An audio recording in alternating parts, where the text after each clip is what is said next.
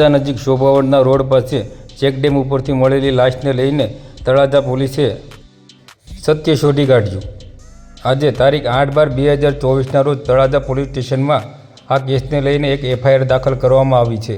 FIR પ્રમાણે વાત કરીએ તો મરણ જનાર માનદાસને તળાજા નજીક આવેલ તળાજી નદીના ચેકડેમ ઉપર દારૂ પાઈને બોથડ પદાર્થ મારીને હત્યા કરવામાં આવી છે. જેમાં તળાજા પોલીસ દ્વારા સુરપાલસિંહ ઉર્ફે સુરો રઘુભા ગોહિલ ખદર પર તથા ધર્મેન્દ્ર ઉર્ફે ધમો લાખાભાઈ રાઠોડ તથા શૈલેષ ઉર્ફે સલો મનાભાઈ ભાલિયાની વિરુદ્ધ કાયદેસરની કાર્યવાહી હાથ ધરી હતી.